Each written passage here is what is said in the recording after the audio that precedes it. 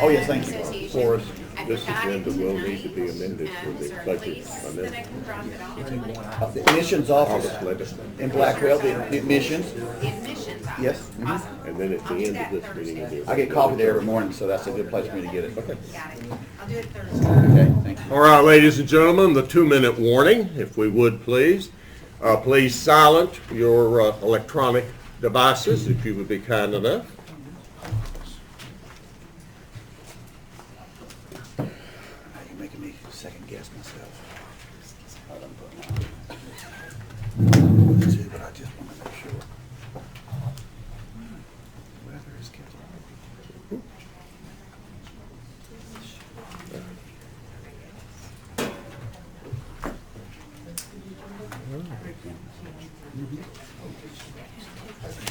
I didn't say it.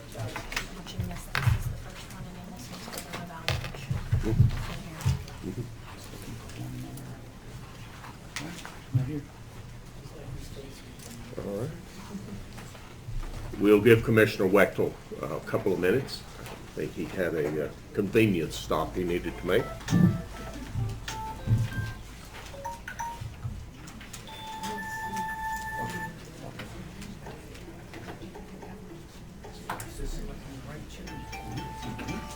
Sure did.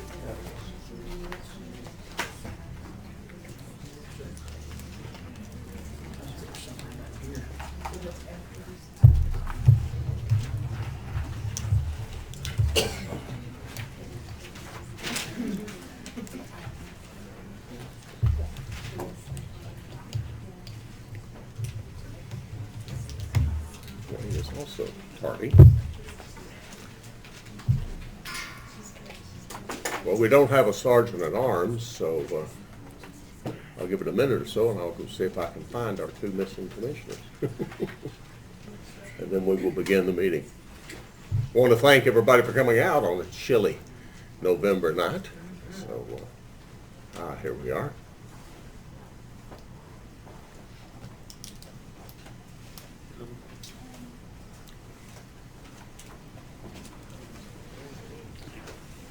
Wayne's on his way. Okay, we're good. Here we are.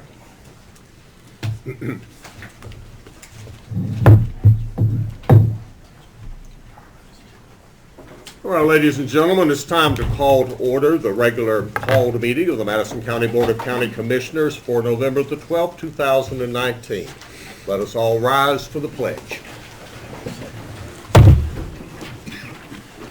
I pledge allegiance to the flag of the United States of America and to the republic for which it stands, one nation under God, indivisible, with liberty and justice for all.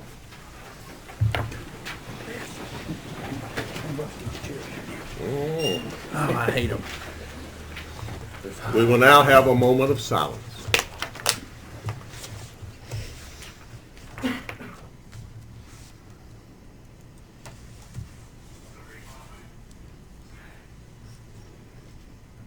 Thank you.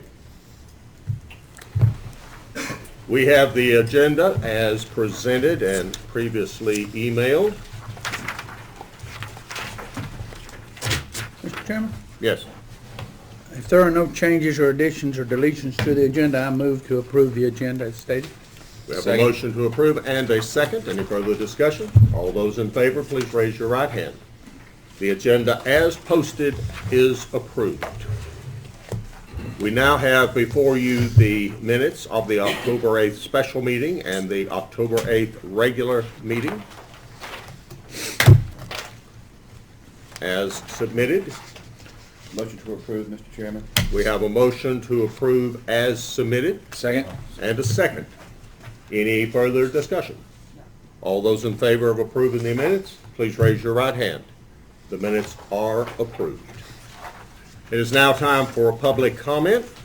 We have 5 individuals who are signed up tonight to speak in the general public comment We do have another comment reference to a public hearing later. The standard rules will apply. Forrest will be our timekeeper. In order for the comments to go out clearly on the internet, please make sure to speak into the microphone clearly. We've had a little problem with that not being able to be picked up on the internet well. And please introduce yourself, even though I think almost everybody knows everybody, when you get up to speak. All right, our first individual is Jessamy Ames. Good evening. Good evening. Managed to avoid public speaking this whole year, but here I am tonight in this weather. This is really important to me, so thank you. Very welcome. I'm Jessamy Ames. I have lived in Madison County for 20 years, so I feel like I do have some understanding of the frustration people feel when new neighbors move in with their big plans and start steamrolling ahead with them without considering how the neighborhood will be affected. And this goes for retreat centers and wedding venues and fancy housing developments and heavy industry and tourist attractions. As for who has more of a say here, I feel unless you're a member of one of the indigenous tribes from who this land was stolen by European colonizers, no one of us can truly claim Madison as theirs. We all vote, we all contribute to the tax base, we all have an equal voice. And I would just like to say that I am very grateful for the neighbors who have been here for generations, who have taught me how to survive and be more self-sufficient in these mountains. And that is more valuable than anybody's college degree. All right, I'm just gonna go ahead and read my letter in case you didn't see it this morning. In light of recent events involving French Broad Paving Company suing Madison County, I must insist that you call an immediate moratorium on industrial permits until a deeper examination of the outdated and insufficient zoning requirements can be undertaken. This is an absolutely urgent matter, as the way the zoning is currently written, we are vulnerable to other industrial businesses filing permits and then suing the county if the subsequent hearings don't go the way they want, as French Broad Paving has chosen to do. It is my sincere hope that our commissioners and the county attorney will choose to uphold the integrity of their elected positions and make the wisest, safest choice for our county by calling this moratorium so as to protect our collective resources from further risk and expense. Again, the issue is not about asphalt, but the fact that the proposed location is an exceptionally bad location considering the proximity of daycare and elder care facilities, which have been proven to be at the highest risk from asphalt production's toxic emissions, and the fact that the area's unique inversions would increase the detrimental effects of these emissions. I do sincerely thank you all for all the time you have put toward this issue so far and continue to put towards it. Thank you. Thank you. Emily Sontag.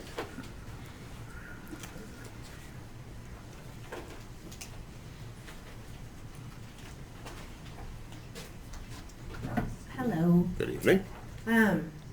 So, as a participant in the asphalt plant permit Board of Adjustment hearing, who attended all 30 plus hours of that hearing, I can attest to just how difficult a decision the members of that board had to make.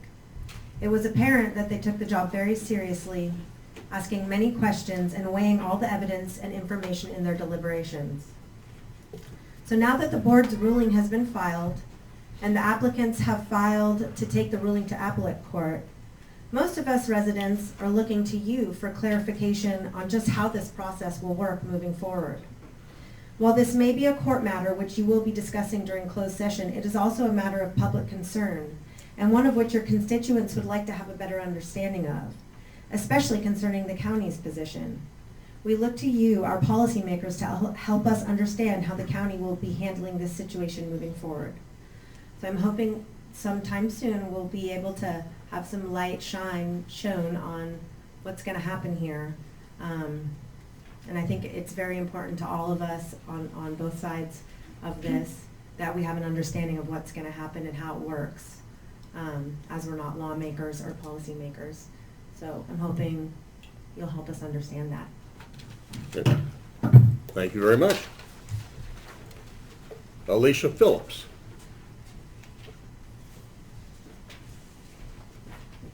I was asked to bring some printouts, so I have 5 copies. Okay.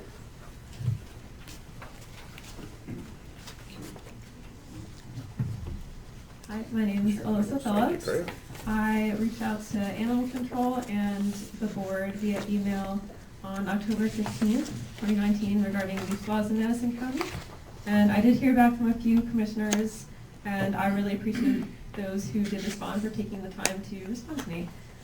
So I'm asking the commissioners and other county officials to take a look at our county's current ordinance regarding unleashed dogs and revise this law to ensure better public safety for people using public roads during the day. So to recap a little of what I mentioned in my email, I am a runner and I regularly go for runs around my neighborhood, which I've been doing for the past year after buying a house in Mars Hill, just outside the city limits. And there have been multiple occurrences of unleashed dogs on the roads, chasing me, jumping at me, and barking, growling at me. And just recently, a few incidents in particular prompted me to look into what the leash laws are. Not to go too deep into this again, but specific instances included a Great Dane and 2 pit bulls running at me at once, a pair of dogs that consistently brawl and chase me down the street, and another occurrence where a dog charged at me out of the middle of nowhere. The reason that this is a concern is because there's no way to be sure if a dog running around simply wants to be pet or wants to attack. I've been fearing for my personal safety, and I'm often hesitant to run in my own neighborhood because of this.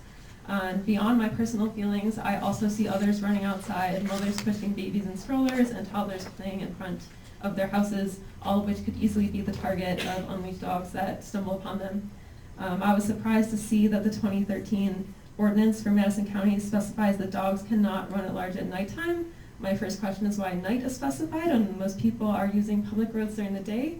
I imagine that this is probably written to protect dogs from being outside at night alone, although it seems like it might neglect public safety by not including the daytime. Secondly, the ordinance states that in order for a dog to be prevented from running at large, it must be deemed a nuisance, and I can understand wanting to give benefit of the doubt, although I question how this can be enacted accurately since most dogs will be much more docile around their owners and more likely to attack strangers when their owners are not around. I feel it would be in their best interest to require dogs to be on leashes or fenced in. It frightens me that it would take a dog actually biting me and possibly sending me to the hospital just to have it deemed to be leashed.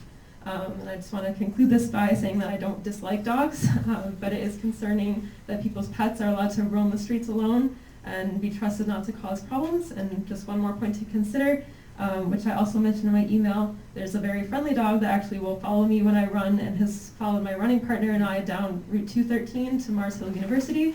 And in this case, I don't fear for my safety, but this dog's, because of the same laws that I mentioned, it could easily get hit by a car or lost. And that's because there's no law to keep it fenced in. And again, I appreciate your attention to this and for letting me know about this meeting and inviting me to make a comment. Thank you. Thank you. Thank you. Mark Barton.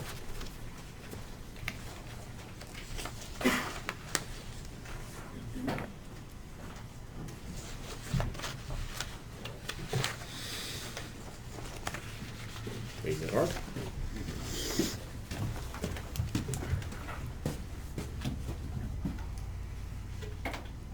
Check. You go. You're good. We're good. The debate over this asphalt plant has shown light on several issues that I believe need to be addressed. First, as a community, we need to get on the same page. Both sides of this debacle are passionate about this land and about its people, be they old or new. Hat tip to Jess for that. All of us are new. We need rational voices on both sides of every issue to be heard. Second, clearly, obviously, not everyone is going to be able to have rational conversation. I regret having engaged these folks on both sides of this issue. Third, most importantly, the rational people on both sides of this have expressed to me privately the same recurring concerns. When all of the noise is filtered out, I hear a reasonable assertion from opposition that they aren't opposed to the asphalt plant philosophically, they just don't want it at the proposed location. I hear an equal and opposite assertion from supporters saying there isn't another option. The industrial zone in this county is where it is and has always been, and that those new to that area knew they were moving adjacent to industry when they bought land. Boiled down to its simplest legal form, this is a zoning debate. This board is charged tonight with deciding whether or not the intended use of this industrial zone includes a particular industry. The rest is just noise. I admit that noise includes a lot of my own opinions, but I only have 3 minutes, so hear me out. This county is growing so fast, we need to be able to talk about complex issues like zoning without throwing anyone under the bus. We need new zoning laws badly. We should most certainly focus on that after this is over. I don't think one person I've talked to said, oh yeah, I really like our current zoning. For those opposed to heavy industry in this county, hear me. I agree with you. Where we disagree is whether or not to punish one business for the transgressions of a zoning board from 47 years ago. This is ex post facto legislation. What this applicant is asking for is not illegal or contrary to existing state law or county law. Please consider how you would feel if someone wrote a damn law specifically to deny you your business, your home, your freedom. I would hope and expect you to all be outraged as well, and I would expect a judge to support your outrage. I'd like to pose a few questions to the commissioners, knowing they've got copies of transcripts from the hearing, the denial letter, and the appeal documentation. Question 1, how confident are you that the Board of Adjustments adhered to state law? I was at the deliberations and I saw Mr. Donnie Laws trying to explain. I'm sure the 5 of you have heard his evaluation. Question 2, if you're sure the board acted legally, do you agree morally? Is it fair to enact laws ex post facto? Question 3, if above concerns don't dissuade you, and any of the remaining 3 tiers of judiciary appellate courts disagree, are we willing to gamble with tax dollars? At least I got that out. Thank you, Art. Thanks, Art. Doug Briggerman.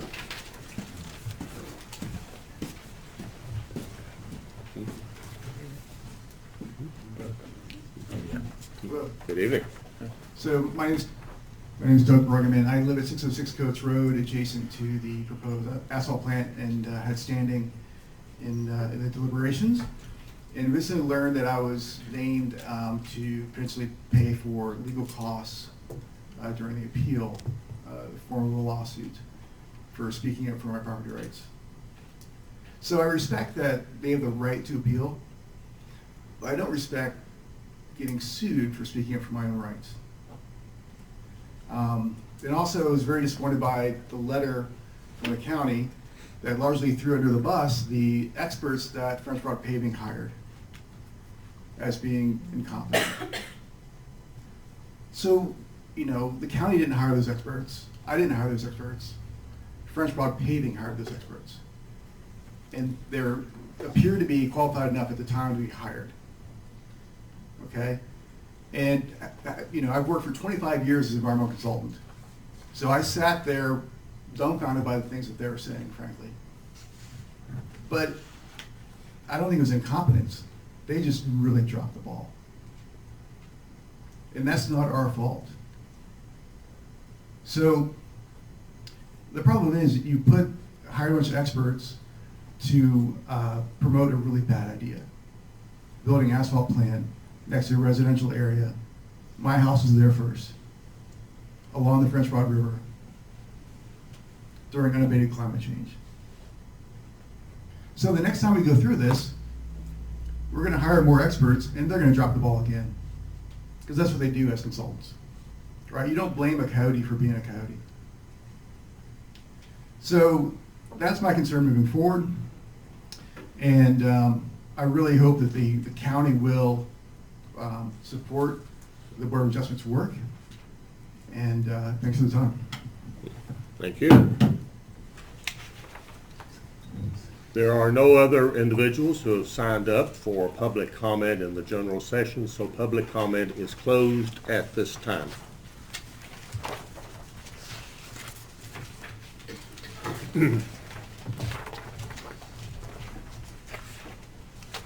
Sandra Shanahan, ProCom. Mr. Chairman, she was not able to attend due to weather. All right. We will move on to item 5, which is the public hearing on county reevaluation. Mr. Chairman, this will be Diana Arrowood, interim tax assessor instead of Lloyd Riley. All right. Come on down.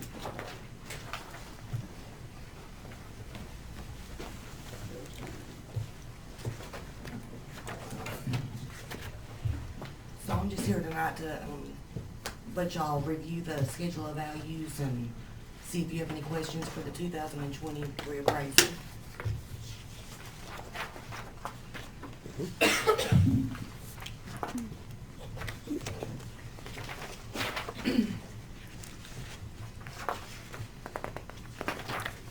This information was provided to the board in advance, and has the board had an opportunity to review that? I have. I have. Yes. All right. At this time, we will open for public comment on the public hearing of this. We have no individuals who have signed up for public comment. So the chair will request a motion to end the public hearing portion of this. I move we end the public comment portion on this. All right, do we have a second? Second. Second. All those in favor, please raise your right hand. The public hearing portion has ended. Are there any questions, again, for Diane? Well, I just would like for her to explain the process for this reevaluation and when the next one is due that we have. We are required to have this. We're required by law every 8 years. After this reappraisal, we have to go to a 6-year Yes. term. Okay. And we go throughout the county and evaluate all the sales, and that's how they come up with the values. And do you have a percentage of how many pieces of property were visited for this reevaluation? Every property's been visited, Okay. or they're still in the process. 95% of them's been visited. Okay. Okay. No more questions from me. Okay. Gentlemen, any other questions? This is a detailed document. It's quite extensive, and it is a matter of public record. If anyone would like to take a look at it, it is available to the public. It is a standard procedure that we are working our way through as the standard part of government. Okay. Diana, once the appeal, or excuse me, once the values are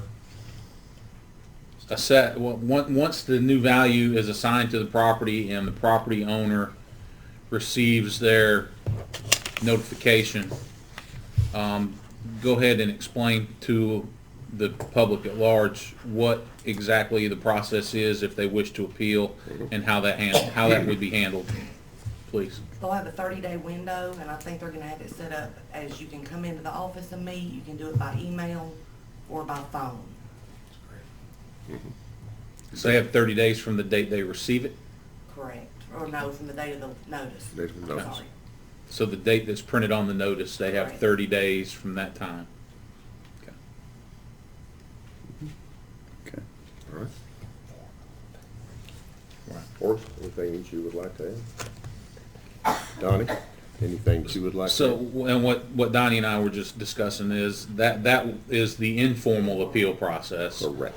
And then the formal appeal process is what we are all The Board of B&R. familiar with as the Board of E&R. Okay. All right, very, very good points, Matt. Thank you. That's all I had. All right, gentlemen? I'm good.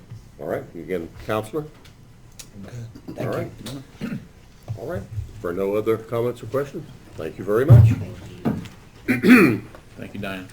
All right, we will now need a motion to approve the schedule of values. The chair will entertain a motion. I will move that we approve the value Schedule of for the- value. Schedule of value for the reevaluation. Do we have a second? I'll second. Have a second. Any further discussion? All those in favor of approving it as recommended, raise your right hand. It has been approved unanimously. Angela Davis. Good evening. Good evening, Angela. Again, please speak clearly into the mic if you would. All right, thank you.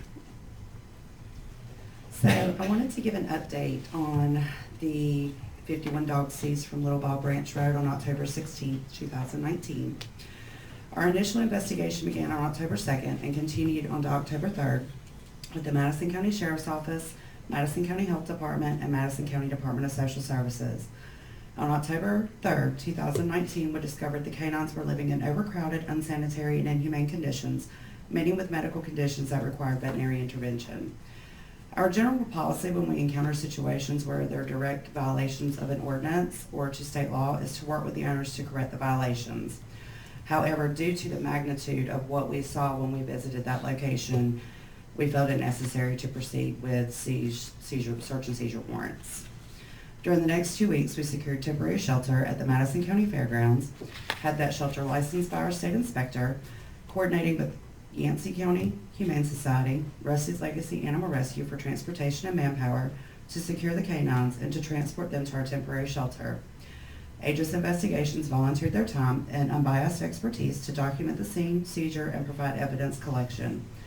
We borrowed crates for transportation and housing at the temporary shelter for many of our surrounding shelters and rescue groups. We coordinated our seizure date with the Madison County Sheriff's Office, and Sheriff Harwood provided us with 2 deputies that were on scene with us from start to finish. The operation was well coordinated, which allowed us to arrive on scene, remove the animals, and clear the scene in just over 4 hours. The owner signed the animals over to us at the end of the seizure. This is important because it gave us immediate ownership of the animals so that we could place them rather than having to hold them through the end of a potential court case. The animals were transported to the emergency shelter where we began immediately cataloging each animal, documenting medical and behavioral needs, and getting them settled in. As of today, we have 10 of the remaining 51 at the shelter. 6 of them were adopted. 1 was reunited with its owner after being missing for 2 years. 1 was euthanized at the recommendation of North Carolina State Veterinary Hospital specialists and our veterinarians, and 5 are in permanent hospice foster homes. The rest were transferred to several of our area rescue partners in Yancey and Buncombe County.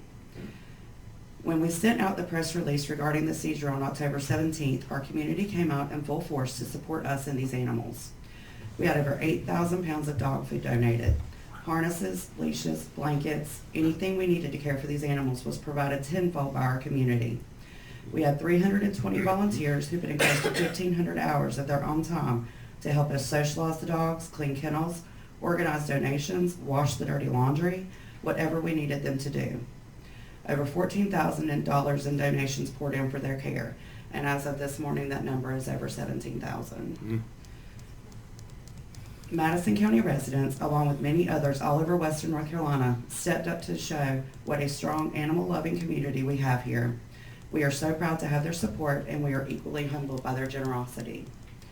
My staff has been incredible, and they would have been here tonight if it weren't for the weather.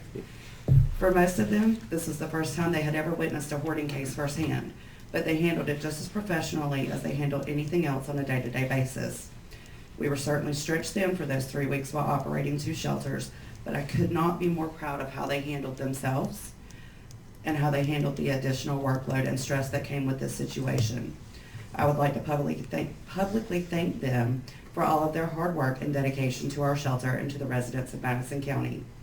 Our county is fortunate to have individuals who pour their heart and soul into their work every day, not only in our department, but throughout every department in this county. I would like to thank the Madison County Fairgrounds Committee for allowing us to use their agricultural building and grounds. The building served us well during the situation, and we truly appreciate their hospitality. I would like to thank my county manager, Forrest, for his guidance, assistance, and support from the very beginning of this case.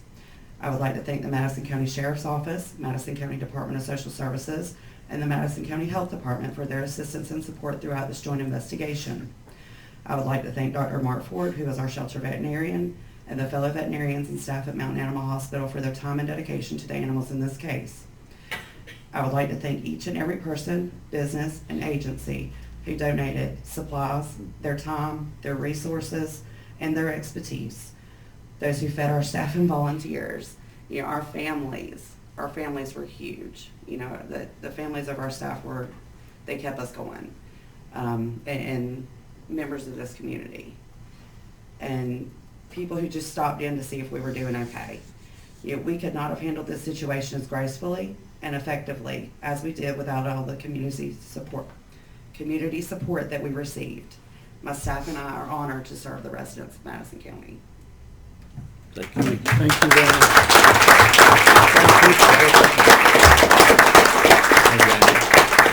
Questions? No? First of all, well, you guys did an awesome job out there. Thank you.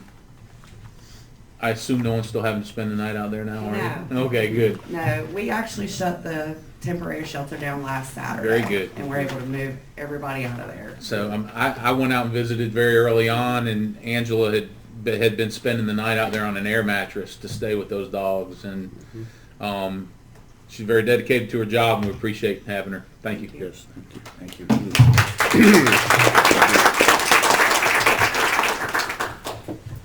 Tammy, Cody.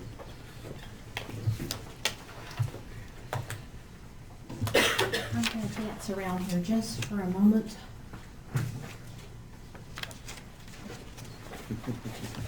We'll watch a video in a minute. I may talk Oh, okay. first because I'm told that it takes a few minutes for the Okay. overhead to warm We up. will need to move, gentlemen. You said just a minute, Yeah. Chair. But Okay, so while we're waiting on the overhead projector to warm up, I'm going to talk to you about our CHIP. So in 2018, the Madison County Health Department conducted our Community Health Assessment, known as our CHOP. We worked with many agencies and residents to help determine our needs.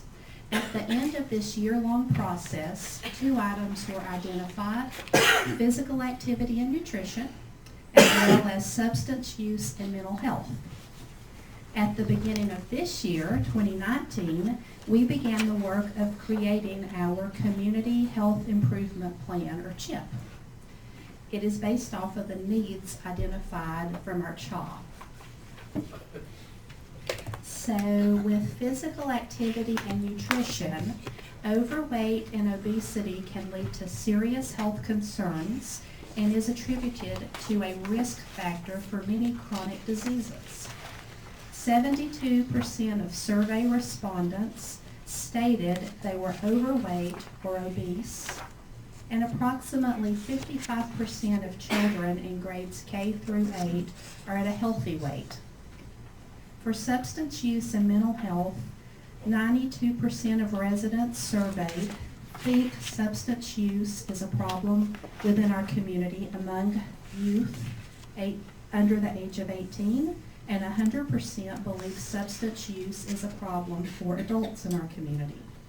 94% are concerned about pain medication or prescription medication abuse in our community. So, options to deal with these issues that we have come up and implemented is a Walk with Ease program that teaches participants to safely make physical activity part of their everyday life. We're also offering a Cooking Matters class.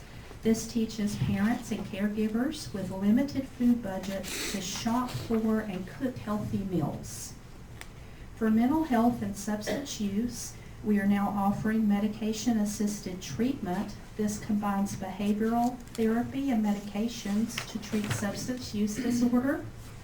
And we're providing triple P classes for parents to give them practical strategies to help build strong, healthy relationships and manage their children's behaviors before they develop into problems. I would like to thank Dina Stevens and Jody Brazel for all of their work on our CHIP and our CHAWS.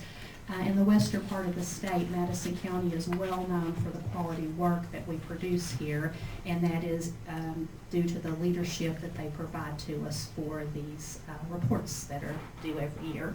With that, I would like to play a very quick video for you.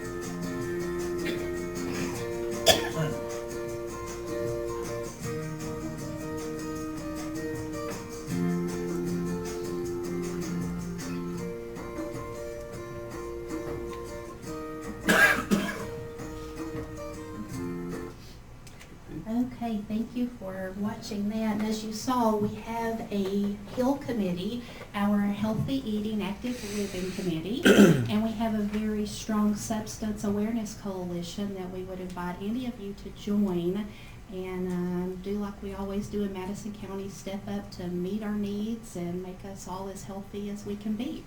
So any questions from the commissioners? Where will this video be featured? We normally put it on the health department webpage, and sometimes we put it on the Madison County website on the primary page for a little while it's new, and then we'll move it to the health department afterward. Thank you. Thank you. Okay, very well done, and congratulations on your degree. Thank you very much. Very excited about that. Should be. Congratulations. We are too. Thank you. Long, difficult struggle there.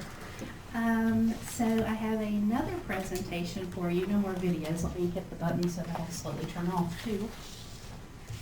So the second presentation I have for you tonight is our Child Fatality Prevention Team. This is an annual report that you get every year.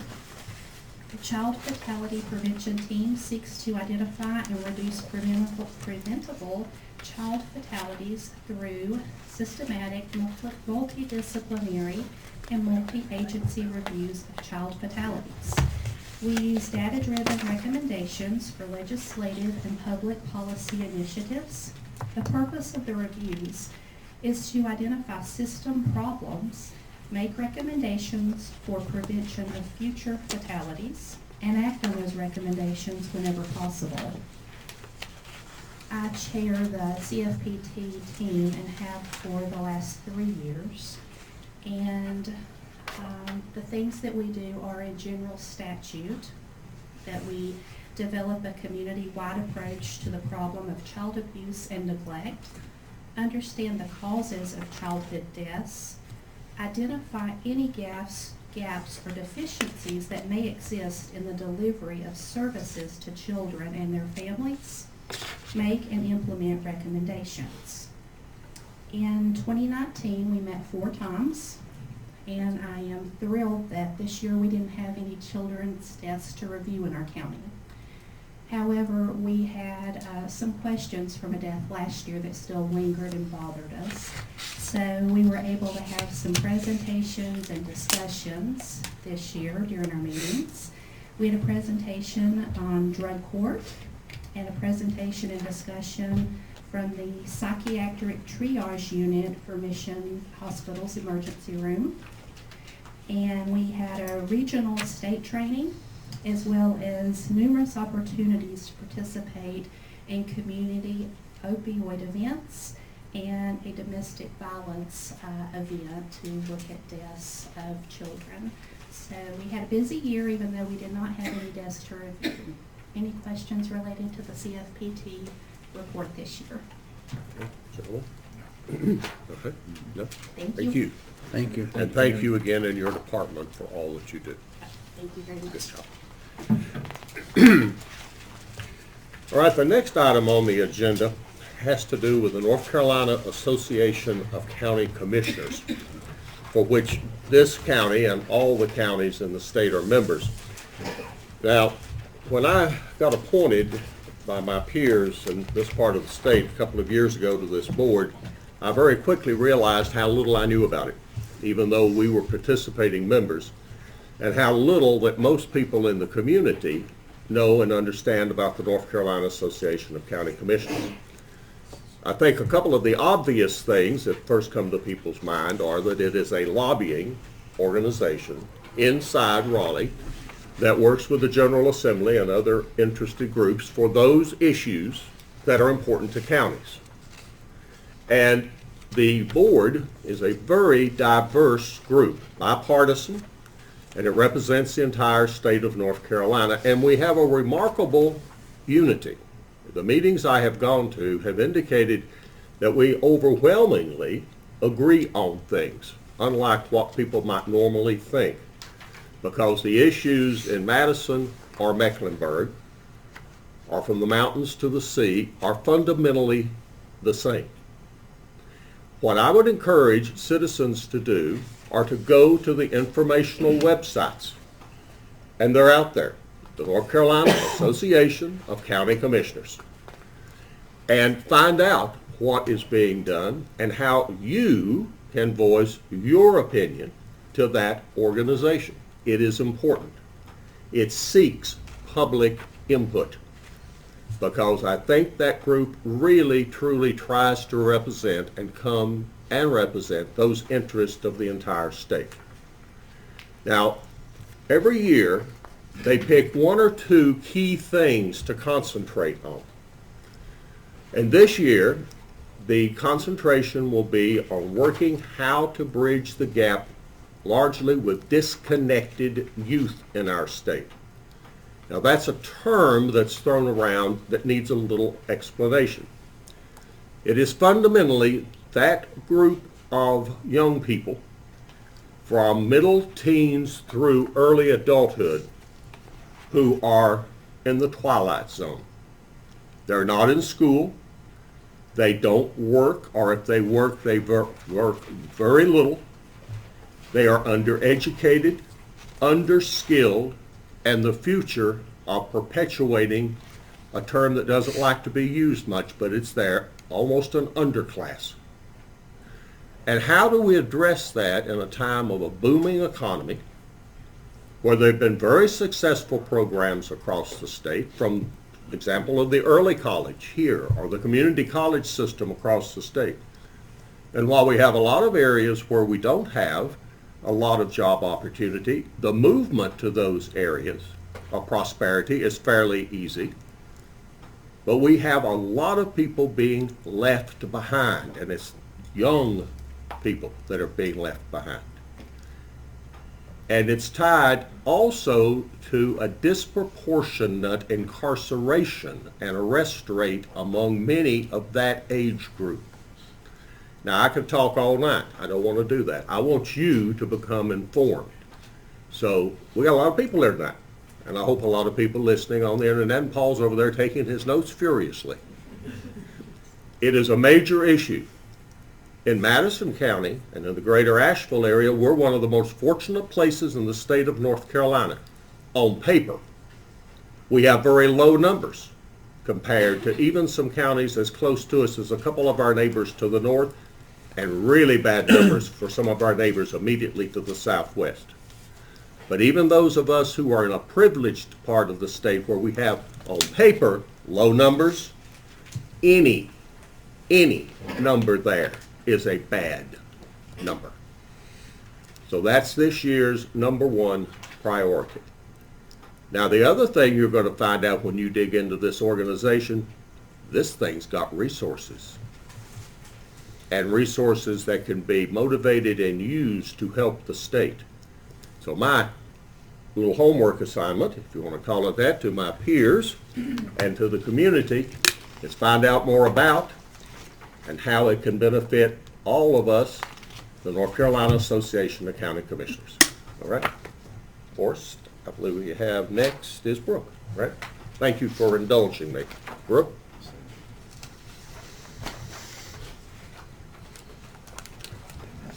Good evening. I'm here, I come every November with the following year's holiday schedule for employees. So we follow the state government's holiday schedule. It's your standard holidays. It's what we've done for several years. First one's coming up soon, January 1st. Do you have any questions? It's really just our standard holidays that we've observed for many years. We do need to approve these, correct? Mr. Chairman, I move that we approve the 2020 holiday schedule for the county. We have a motion. Do we have a second? And a second? Any further discussion? All those in favor, please raise your right hand. These will be publicly posted. They are the same as they have been for years. Yes. Okay? Thank you. Thank you, Brooke. Forrest.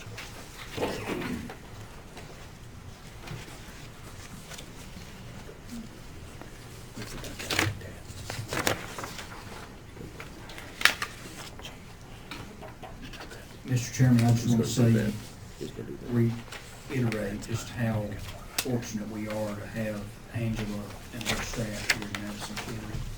There are counties much bigger than us who have trouble. It's a big deal when you have to confiscate that many animals. And she had a plan, ready to go, executed very well. The community came together very well in support. We're very fortunate to have Angela's leadership at the animal shelter, and very fortunate to have all our staff there. And it was good work by all of Madison County, whether they're part of the county government or part of the community, and many are both. So very good work there once again. A couple of things to update you all. Well, just one item that needs to be acted on either now or at the end is an item with our appraisal contract for some work in the tax office that you all have in front of you. This would allow some interim work on some permit entry that we have there, getting ready for the reval. This is pending attorney's final review. There's a standard addendum and some language that we have from the county. We address this also in the budget amendment in a moment, but if you all would consider approving this agreement for us to enter into that and get this going, that would be greatly appreciated. Well, gentlemen, I believe you have in front of you the information. Are there any questions in pursuant to that? It appears to be very standard, right? It is. Standard. Yeah. Then Donnie, you're fine? I am. We'll add our standard addendum to that, which has all the county provisions and the Okay. pre-audit certificate. All I'm right. fine with it. All right? And it just provides us some temporary help during the interim period. Right. Okay. Being no other questions, the chair will move that we approve the recommended change. Do we have a second? Second. Any further discussion? No, sir. All those in favor, please raise your right hand. Okay. Thank you. You're welcome. Next, you have Budget Amendment 4 and Budget Amendment 4B. Increasing a couple of revenues and from the sale of foreclosed property, and offsets that a little bit with some reduction in back tax revenue. Slight increase in registered deeds fees, some safe summer donations to the sheriff's office that come in, and the things were purchased with that, so it balances out. Increase in the housing of federal and state inmates that offsets the delay in juveniles caused by the state, but we expect to be paid for the first month of juvenile sometime this week, so we're in the right place now on that. Good. Just had delay with the state budget. Increase in some cell tower fees revenue, some moving of lapsed salaries from inspection, a recording of the community foundation funds for Barnard Park that you voted on last month, carry forward of several grants for the health department that had been funded in previous years but need to be put on this year's budget, reallocation of other lapsed salaries and child support, recording of the donations for the Madison 51, and recording of the insurance proceeds and maintenance, lapsed salaries in IT and transportation. And then finally, in Budget Amendment 4B, also last one on the main budget amendment is putting 4042 funds of $30,000 that you all had previously approved for the sewer system out of Brush Creek. The school system you approved that last fiscal year, and they invoiced us last month because they're ready to do that, so this just puts it on this year's budget, comes from those restricted 4042 funds. And then the funds to put money toward professional services in the tax office for that appraisal work leaves our contingency balance at about $150,000. Are there any questions, gentlemen, about the proposed budget amendment 4? No, sir. No. The chair will entertain a motion. Second. We have a motion. Second. Second. Any further discussion? If not, all those in favor of budget amendment 4, please raise your right hand. Would you like to do 4B as well? Yes. The chair will move for 4B. Did we have a second? Second. And a second. Any For discussion, all those in favor of budget amendment 4B, please raise your right hand. Thank you, Forrest. Next, you have the tax refunds and releases for the month of October.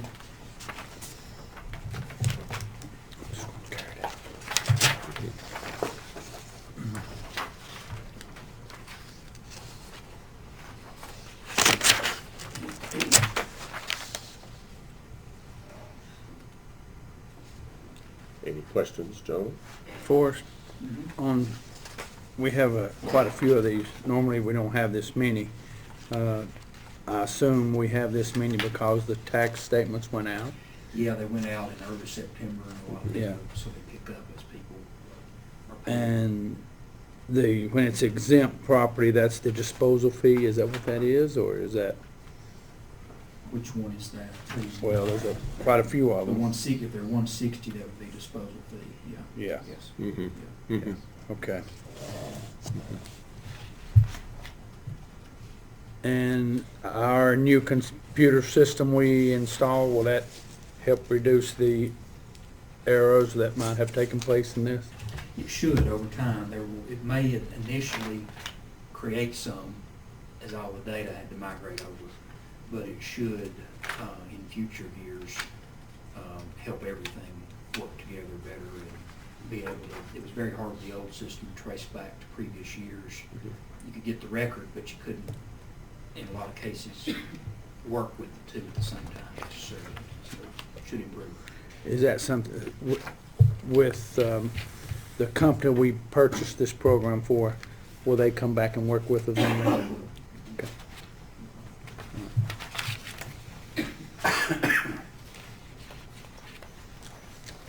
Okay. No further questions.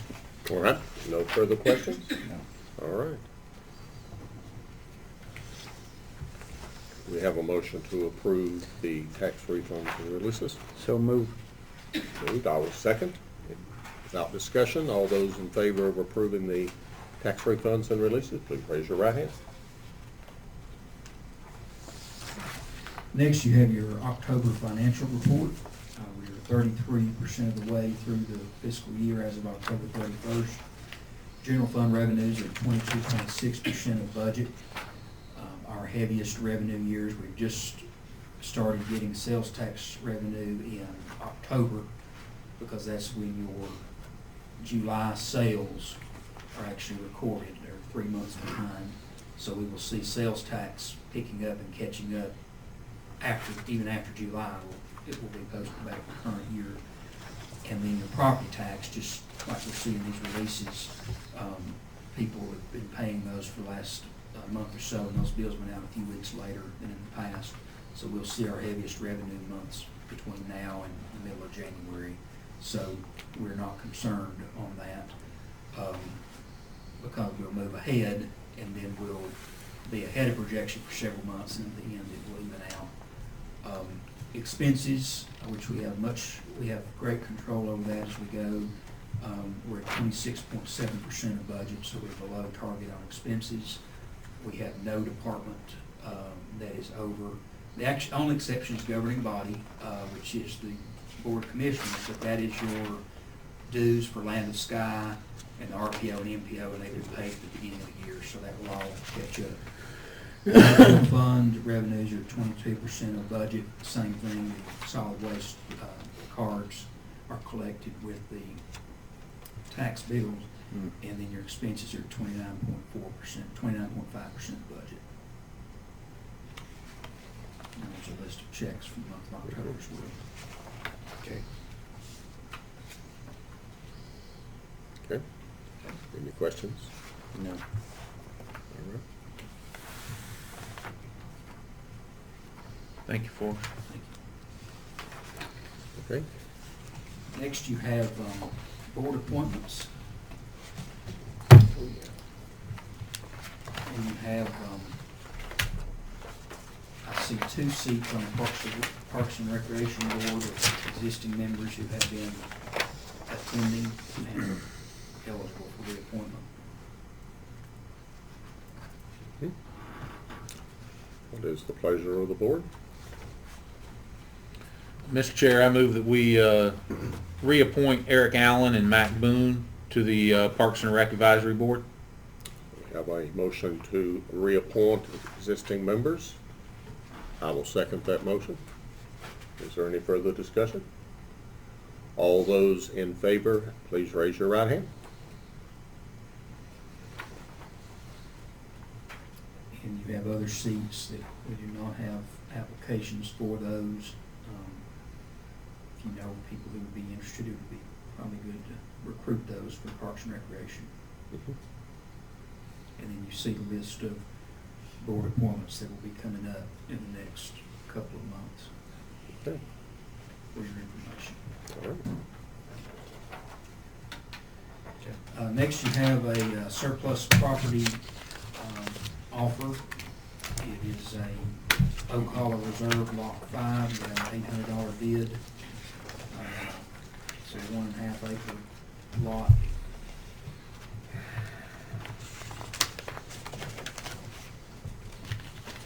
You can accept, reject, or counter. Where exactly is this for? Oak Hollow is, South Airport. if they're at the airport. Oh, it is? Yes. Okay. It's off the back of the airport.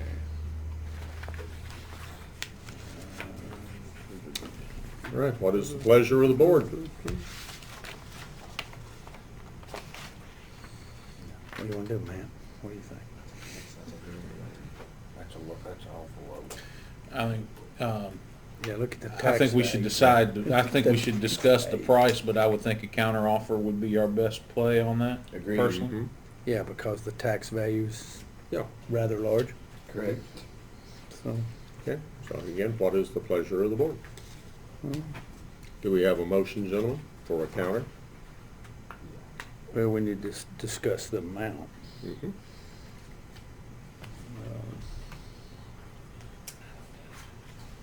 Of course, we know how much was owed on that property. I don't know. We, correct me, Mr. Counselor, if we're going to act, we will need to do so tonight, correct?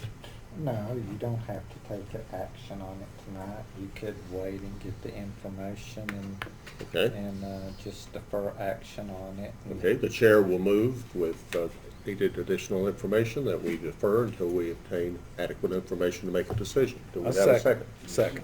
Second. Yes. All those in favor, please raise your right hand. I was thinking that. Thank you. Thank you. That's what I'm giving it Are there any other items by the commissioners? If not, Well, that'd be good. ladies and gentlemen, this meeting stands adjourned. Well, need a motion. I move. Second? All those in favor? We are adjourned. Just make sure. Just make sure we didn't do something procedurally wrong. I thought we were okay, we thought. Realize.